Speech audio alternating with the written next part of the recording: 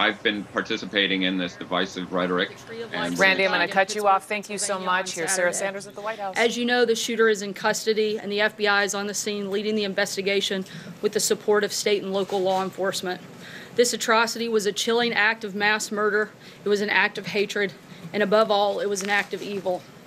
Anti-Semitism is a plague to humanity, and it is responsible for many of the worst horrors in human history. We all have a duty to confront anti-Semitism in all its forms and everywhere and anywhere it appears. The American people reject hatred, bigotry, prejudice, and violence. We are a nation that believes in religious liberty, tolerance, and respect. And we are a people who cherish the dignity of every human life. Today, America grieves for the precious lives that were cruelly stolen. Our hearts ache for every person who lost a loved one. The 11 Jewish Americans who were horribly murdered represented the very best of our nation. They were brothers and sisters who looked out for each other. They were doctors who cared for citizens in need. They were proud grandparents who taught their grandchildren to value faith, family, and country. And they were the religious heart of the Tree of Life community. Our nation mourns the loss of these extraordinary Americans, and we also pray for those who were wounded. Our hearts are with the 4 brave police officers who were shot and injured while trying to stop the attack. We thank God for these officers and for every member of law enforcement who responded swiftly and bravely. In the wake of the attack, we have witnessed Americans of every faith and tradition coming together to mourn with their fellow citizens, to support one another, and to stand in solidarity with America's Jewish community. The President cherishes the American Jewish community for everything it stands for and contributes to our country. He adores Jewish Americans as part of his own family. The President is the grandfather of several Jewish grandchildren. His daughter is a Jewish American, and his son-in-law is a descendant of Holocaust survivors. Tomorrow, the President and First Lady will travel to Pennsylvania to express the support of the American people and grieve with the Pittsburgh community. And with that, I will take your questions. Jonathan. Sir, the President said over the weekend that he could tone up his rhetoric. What does he mean by that? And does he have any concern at all that his words could inspire or provoke troubled people to do awful things? Certainly, the President wants, in moments where our country is hurting like we've seen in the last several days, find ways to bring our country together, and we've seen him do exactly that. However, the President is going to continue to draw contrasts, particularly as we go into the final days of an election, the differences between the two parties, particularly on policy differences. You'll continue to see him make that contrast, but he has certainly, I think, found those moments to bring our country together and certainly focus on some of the things that all of us can support and all of us can condemn as well. But he's also harshly attacked some of the very people that received those pipe bombs, and this morning suggesting that the news media is responsible for the anger in the country. How does he do that when, in the case of the pipe bomber, this was somebody who went to Trump rallies, this is somebody who had a van covered with attacks on the media and praise for the president. The shooter in Pittsburgh is somebody who was provoked, it seems, by the caravan that the president has spent so much time talking about. Why is he out there? When you say he's trying to unite the country, why is he out there making these attacks? The very first thing that the President did was condemn the attacks both in Pittsburgh and in the pipe bombs. The very first thing the media did was blame the President and make him responsible for these ridiculous acts. That is outrageous that would be the very first reaction of so many people across this country. I'm not finished. The only person responsible for carrying out either of these heinous acts were the individuals who carried them out. It's not the President, no more than it was Bernie Sanders' fault for the individual who shot up a baseball field of congressional Republicans. You can't start putting the responsibility of individuals on anybody but the individual who carries out the crime. But why is the President suggesting it's the news media? The President's the one placing blame here. No, the President's not placing blame. The President's not responsible for these acts. Again, the very first action that the President did was condemn these heinous acts. The very first thing that the media did was condemn the President and go after and try to place blame, not just on the president, but everybody that works in this administration. The major news network's first public statement was to blame the president, and myself included. I mean, that is outrageous that anybody other than the individual who carried out the crime would hold that responsibility. Steve? What's it going to take to stop these killings from happening over and over and over again? You know, I think if we had a good answer to that, I think everybody in the country would support it. If anybody knows the answer, I think certainly this administration would be all ears. The president spends every single minute of every single day looking for the best ways to protect the safety and security of Americans, and we're going to continue to do that. John? The second thing, is the president going to give a speech on immigration this week? What's your thinking about options in terms of closing the border? We'll keep you posted if there's any scheduling announcement on an address on that topic. I'm not aware of that at this point in time. 11 Jewish leaders in the Pittsburgh area have said that the president's visit is not welcome unless and until he denounces fully and forthrightly white nationalism. Does the White House believe this president has done enough to denounce white nationalism? The president has denounced racism, hatred, and bigotry in all forms on a number of occasions. We'll continue to do that. I'm doing it here today. And I would also say at the same time that some individuals, they're grieving, they're hurting. The president wants to be there to show the support of this administration for the Jewish community. The rabbi said that he is welcome as well. And certainly we want to show our support for those individuals.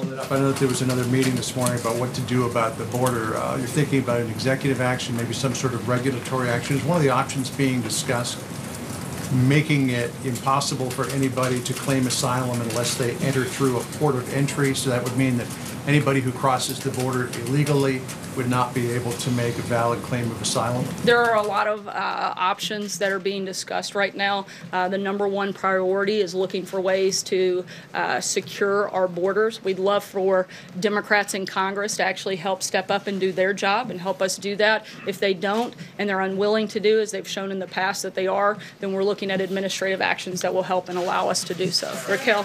Sarah, thank you very much. About the Brazilian election, the State Department repeated today that the commitment to promoting human rights and democracy will continue to guide the relationship with Brazil. However, the Brazilian president-elect, Bolsonaro, has made very controversial comments about minorities. The opposition defended the military dictatorship in Brazil. My question is if the White House plans to address this and ask assurances from the government, the incoming government in Brazil, that they will protect human rights and democracy in Brazil. And another question, what do you think about these comparisons that a lot of people say? Let me address the first thing. Sure. First, we promote human rights all over the world. We value our long-standing relationship with Brazil. We want to continue to be able to work with them. We'll see what happens from there. Sarah, can I just... Okay, so what do you think about these comparisons? A lot of people are calling Bolsonaro the Trump of the tropics. And if President Trump plans to invite Bolsonaro to the White House, or if he has any plans to go to Brazil anytime soon, maybe attend Bolsonaro's inauguration. There's only one Donald Trump, in my opinion. Stephen, go ahead. I'd like to follow up on John's question about the caravan. The president has used the word invasion to describe this caravan. That's the same word that is mentioned in the Constitution 3 times, invasion, with respect to the powers of the federal government to repel invasion. So my question is have there been any discussions here with respect to that about the fact that the Constitution provides for example, the suspension of habeas corpus if to repel an invasion, if the public safety requires it? Is the president talking about potentially ignoring posse comitatus by having the military go down? There's a provision in the law that allows for a constitutional exemption. Is that in any way under consideration? We're looking at a number of different options. I know that the Department of Defense is holding a press conference this afternoon at 4 o'clock to talk about some of the actions that they'll be taking. I would encourage you to tune into that. John? A note of my question. It has not been ruled out? Those are options on the table? Look, I'm not going to get into specific policies that we're considering. There's a number of actions that we're looking at taking. When we're ready to make an announcement on that front, we'll let you know. John? Thanks a lot, Sarah. The midterms are 8 days from today, and we often get from both parties what the midterms actually mean the day after the election. So I wanted to ask you what the midterms mean before the election. The president on October the 18th in Mississippi said I'm not on the ticket, but I am on the ticket because this is also a referendum on me. Is that right? Is this midterm election a referendum on the president? Look, I can't get into specifics that will impact the election, but I can tell you that the president wants to see more people that support his policies elected than not. Phil. Sarah, it's now been 4 weeks since Jamal Khashoggi was murdered inside the Saudi consulate in Istanbul. The president said early on that if the Saudis are found responsible, there would be severe punishment. That's his word. It's now obvious to the world that Khashoggi was murdered. It was premeditated. It was by the Saudis. Why has there been no action? Look, the president met last week with CIA Director Gina Haspel after having gathered additional intelligence on her overseas trip, and the administration is weighing different options and will make an announcement about what the decision of that action is. Is he considering any actual action? Like I just said, the administration is considering what action we will take moving forward based on that information and the briefing that the president received last week. Jill. I want to go back to the tone question, because the president said he was planning to tone down his rhetoric this week. But at his rallies, since the suspicious packages began being mailed, the president has called out Maxine Waters by name at his rallies. He stood there as his supporters chant "lock her up" in reference to Hillary Clinton, who he continues to call crooked Hillary Clinton. Will the president stop using that kind of language in light of the fact that these individuals were targeted by his attack? The president's going to continue to draw contrast. Let's not forget that these same Democrats have repeatedly attacked the president, whether it was Eric Holder saying kick them when they're down, whether it was Hillary Clinton saying you can't be civil until Democrats have control of Congress, or whether it was Maxine Waters who encouraged her supporters to get up, not just in the president's face, but all administration officials' faces. Those actions are from those Democrats. The president's going to continue to fight back when these individuals not only attack him, but attack members of his administration and supporters of his administration. John? Sorry, follow up on something else. Why does the president feel like it's necessary to send active duty troops to the border when he's already sent National Guardsmen down there who are doing the exact same job as the active duty troops would be able to do? The president's number one job and number one priority is to protect the safety and security of Americans, and he's going to do what he deems necessary in order to do that. For specifics regarding that, I'd encourage you to tune into the press conference this afternoon. John? Thank you, Sarah. Two brief questions. The first, a follow-up about the question on Brazil.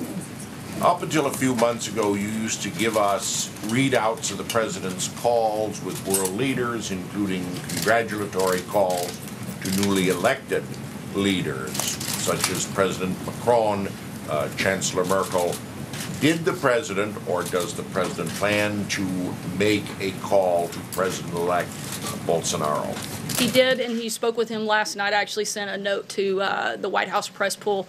If you didn't receive that, I'll make sure you do after the briefing's over. Sorry. Sarah, is this, with the election 8 days away, some Republicans, such as Mr. Hugan, the nominee for the Senate in New Jersey, do not mention the president at all, do not invoke his name or image. Others, such as Mr. DeWine, running for governor of Ohio, have him in brochures and pictures. Is the president aware that some candidates run against him, and is this going to enter into his decision where to go in the final days? That's a decision for individual candidates to make. I think the president has an incredible story to tell. He's had a historic first 2 years, a number of successes that I think any Republican running for office should be proud of. Jim. Sir, yeah, I wanted to ask you, David Lappin, who was spokesperson over at DHS under General Kelly, Chief of Staff Kelly, a former Marine, worked at the Pentagon, tweeted this morning, I dealt with the news media nearly every day. I know quite a bit about the press and know this. They are not the enemy of the American people. Shouldn't you reserve the term enemy for people who are actually the enemy of the United States rather than journalists? The president's not referencing all media. He's talking about the growing amount of fake news that exists in the country, and the president's calling that out. May I ask a follow-up? Sure. May I ask a follow-up, please? May I ask a follow-up, please? Since you mentioned that, the president said this morning the fake news media, the true enemy of the people, must stop the open and obvious hostility and report the news accurately and fairly. Could you state for the record which outlets that you and the President regard as the enemy of the people? I'm not going to walk through a list, but I think those individuals probably know who they are. Would that include my outlet, which received I don't think it's necessarily specific to a general, broad generalization of a full outlet at times. I think there's individuals that the President would be referencing. Jordan. So you're not going to state for the record then. I mean, if the President is going to say the fake news media are the enemy of the people, and if you're going to stand there and continue to say that there are some journalists, some news outlets in this country that meet that characterization, shouldn't you have the guts, Sarah, to state which outlets, which journalists are the enemy of the people? Well, I think it's irresponsible of a news organization like yours to blame responsibility of a pipe bomb that was not sent by the President, not just blame the President, but blame members of his administration for those heinous acts. I think that is outrageous, and I think it's irresponsible. Jordan, go ahead. Sarah, we didn't say that. Jim, I've given you 3 questions. Jordan, go ahead. Thanks, Sarah. The President has talked multiple times about how the Republican lawmakers are going to protect pre-existing conditions if they keep control of Congress. But the administration is supporting a lawsuit that would undercut those protections under Obamacare and taken a couple of regulatory actions to that effect as well. So how do you square those two stances? And what's the plan, the Republican plan for protecting The President's health care plan that he's laid out covers pre-existing conditions. The President wants to lower premiums to make health care more affordable. Nobody will be charged higher premiums if they keep their coverage, and nobody will be denied coverage under the President. Emerald? Thank you, Sarah. On Chancellor Merkel's announcement that she'll be stepping down as party leader and won't seek to rerun as Chancellor, what is the reaction from the administration, and how does that affect the relationship with Germany going forward? We're aware of the announcement, and this is an internal matter for Chancellor and the German people. We're going to continue to work with the Chancellor and continue to develop that relationship. Blake? Sarah, why did the President call Andrew Gillum a thief? Why did the President, in his tweet, call Andrew Gillum a thief? April, I'll come back to you. Blake, go ahead. Sarah, thank you. Before you walked out here, just a handful of minutes before you walked out, there was a report that said, should the meeting between President Trump and President Xi of China not go well in terms of easing the trade war, the trade tensions, then at that point the U.S. would go forth with the $257 billion in tariffs. Is that indeed the timetable that the administration is working with here? I'm not going to get ahead of the President's meeting, and I hope it goes well. April, go ahead. Sorry, go ahead. How important is that meeting then? Because we heard Larry Kudlow say last week or 2 weeks ago that maybe there might not be a lot of detail that comes from it in terms of trade and going back and forth. As the President likes to say, we'll see what happens. I'm not going to get ahead of the conversation. You have 2 of the most powerful leaders in the world. I think that's consequential no matter how you look at it, and we'll see what happens when they sit down. April, go ahead. The President's tweeting today, in one tweet specifically, he called Andrew Gillum, the Democratic nominee for governor in Florida, a thief. What is his definition of that statement? And also I want to ask you about issues of voter suppression. The President's talked about voter fraud. Let me answer your first question. That individuals under FBI investigation, I would refer you to that. I'm not going to get into specifics on that matter because it involves 2 candidates running for office, and I'm not going to impact that due to the Hatch Act. I'll leave that to the President to make those types of statements. And your second question. Yes, second question. The President talks about voter fraud at a time when there are allegations and proof of voter suppression taking place in the state of Georgia, where Stacey Abrams is ahead of the Republican contender, and also in North Dakota, where Native Americans who don't have a street address but have a P.O. box if they live on reservations, they're not able to vote. So what's going on with that? Is the President talking about that? Is he working on that issue? Certainly, we don't support any type of voter suppression. What we do support is voter integrity. Again, I'm not going to weigh into specifics that have impact on an election that's a few days away. I'll leave that for the President to lay out that specific case. Sager, go ahead. Thanks, Sarah. Could you tell us, does the White House currently believe that they have the legal authority to close the southern border? And is that an option that's being explored with relation to the caravan? Again, we have a number of options on the table. We're exploring each one of those. When we have a decision on that, we'll let you know. Vivian. Thanks, Sarah. 2 questions, please. First, last week we asked the President whether he'd call President Obama or any of the others that the bombs were addressed to, and he said if they want me to, but will probably pass. Can you explain why that decision was taken? The president did speak with Governor Cuomo of New York last week, and as of this time, there aren't any plans for other calls. If there are, we'll let you know. Hallie, go ahead. So Last question. Can I ask one more about Jamal Khashoggi? Can you tell us if CIA Director Haspel actually heard the tape that the Turks allegedly have proving that he was killed in the embassy? I can't confirm or deny the specifics of the intelligence that Director Haspel saw while she was there. Last question, Hallie, go ahead. So throughout the course of this briefing, you have repeatedly defended the president's attacks on his political opponents as valid because the midterms are coming up. So at what point does the White House Not because of the midterms. I've defended the president. I've defended the president fighting back when he's regularly attacked. There's a difference. Doesn't matter if there's a midterm or not. The president's going to defend himself and he's going to fight back. From a political perspective, right? You're making that point. From any perspective. But at what point does a national tragedy take precedence over the president needing to punch back? If not now, when? I think you saw the president do exactly that in the wake of a national tragedy, not just this week, but every time our country has experienced the type of heartache and pain that we have over the last week. This is a president who's risen to that occasion and worked to bring our country together in a number of occasions, whether it's the hurricanes, whether it's the Las Vegas shooting, whether it was the Pittsburgh shooting, all horrible, horrible tragedies that this country has experienced. And this president has come out, condemned the attacks when it is caused by an individual, and tried to look for ways to provide and bring the country together when it was a natural disaster. But both he and you have also acknowledged that in the next breath, after he calls for unity, he does talk about division in what you describe as drawing contrast. Is he incapable of, in the words of some, toning it down and toning down the rhetoric? Again, I think the president has had a number of moments of bringing the country together. Once again, I'll remind you that the very first thing the president did was condemn the attacker, and the very first thing the media did was blame the president.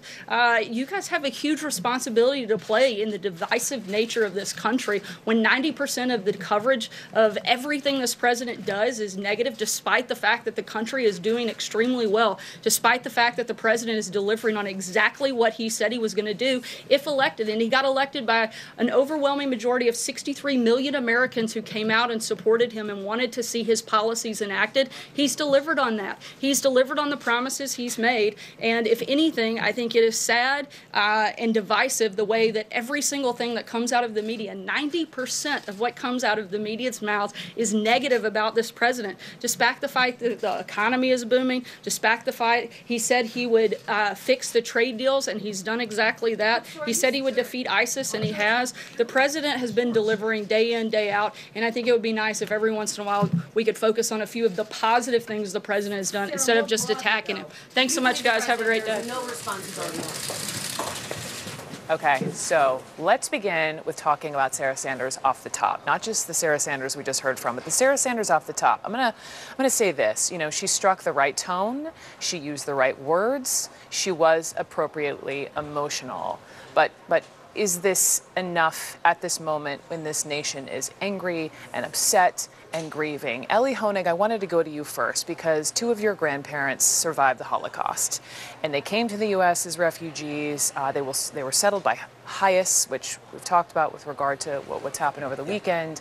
But I wanted to hear from you first on hearing from Sarah Sanders off the top, talking about those 11 lives lost, with so many false starts in this White House. What did you make of how she was today? So in the beginning, the scripted part, I think Sarah Sanders said exactly what needed to be said. The problem is the message is already thoroughly mixed because of the president's own words. And if you need proof of that, just look at what the Pittsburgh shooter himself said on Twitter. It gave us an insight into his mind. He had two reasons for going into that synagogue that day. First of all, the caravan, right? And the language that the shooter used was invasion, hostile invaders, right? Where did he get that from? That is plagiarized from the president, talking about the caravan as invaders. And then the shooter blames HIAS, the Hebrew Immigrant Aid Society, which is just so incredibly twisted because, as you said, that organization embodies the spirit of compassion and charity that have sort of sustained the Jewish people and this country, including my own family. So nobody's saying the president is happy that person went in there and shot up the synagogue. I'm sure he's devastated like everybody else, Yeah. but there needs to be some accountability for the impact of his rhetoric. Let's talk about accountability and impact. And Gloria Borger, let me go to you in Washington, D.C., because when you hear Sarah Sanders and she says Trump has found moments where he has brought this country together, and those reporters brought up exactly the right, counter to that, which is look at his tweets. Look at his tweets, blaming, not looking within or looking at his own rhetoric, but blaming the media for the anger in the country. Yeah, the media as the enemy. Right, and she said 90% of the media.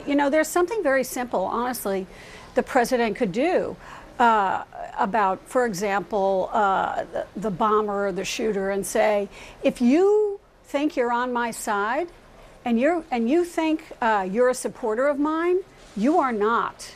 Because what you are doing is something I do not stand for, and I abhor, and I condemn, and I think you need to be punished.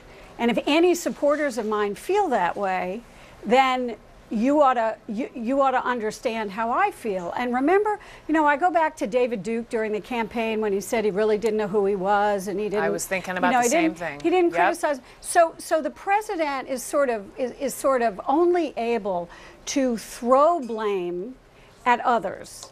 And to say, as Sarah Sanders did today, Sarah Sanders said it was outrageous that CNN had said that the president's words have meaning and can inspire action. And the president, as you saw in his tweets today, was full of grievance. This is not a time for a president to be full of grievance. I don't care whether it's about us in the media or his next door neighbor or his political opponent. This right now is not about grievance. It's about healing.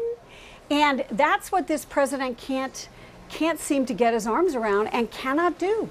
It's what I was just talking to someone who studied hate crimes for 30 years, and he was saying it's not an us-them mentality. It should be a we mentality. I'm going to come back to you. Chris Cillizza, you listened to Sarah Sanders and all of that, and she said that, this president has denounced bigotry and hatred and racism. Has he? I think on occasion he's said the right things when he's in the immediate aftermath of events like these. But the problem is that that's not all he has to say. And I return again to teleprompter Trump is not Trump. Twitter Trump is Trump. Non-teleprompter Trump is Trump. Twitter Trump is someone who this morning sought to lay blame for incidents that we've seen over the past week at the foot of the media, while also saying that the media is the enemy of the people in the same tweet. I mean, it's just very hard to reconcile that sentiment. Sarah Sanders repeatedly said today, Brooke, the first thing the media did is blame Donald Trump. It's just inaccurate. What the media did and will continue to do is provide context, which is this president has weaponized polarization for political opportunity in a way that we've not seen done before.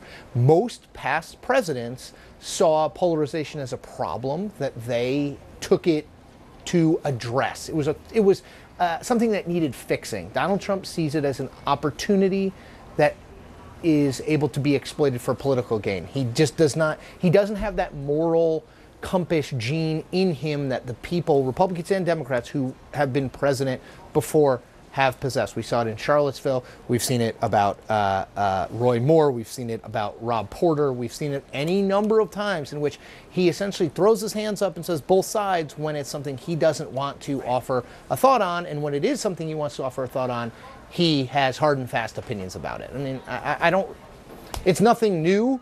It's also incredibly difficult and frustrating to watch, not just as a journalist, but as a citizen. As a human being, it's difficult. Right. As a human being, just looking at what's happened in our country, over just the last week, it's difficult to understand why it's lacking so entirely deeply. Josh Campbell, we were talking, you were listening, you were saying a classic leadership flaw is lack of self-awareness. It is. I mean, I think the White House is focused so much on the political issue here. They're not understanding that there's also a gigantic public safety issue here when you talk about the tone set by the White House. Now, what we saw again is this classic leadership flaw, this lack of emotional intelligence or self-awareness. Now, I suspect that Sarah Sanders knows that many of the attacks that she's parroting from the podium, it's nonsense. But if she doesn't, then that's almost worse than a case. If they actually believe that it's others and they bear no responsibility here. She mentioned that the president has at times brought people together and comforted people, but you're president 24/7, and the president of the United States is the most powerful person in the world. His words matter. So if they don't see that, then obviously that's an issue. And don't confuse that, by the way, for criticism of Republicans. That's a criticism of people who happen to be Republicans that are running the government. They control the levers of power, and with that responsibility comes criticism when they misstep. And for them not to understand that this is a public safety issue here, it speaks volumes about how they see the world. Agree. Words matter.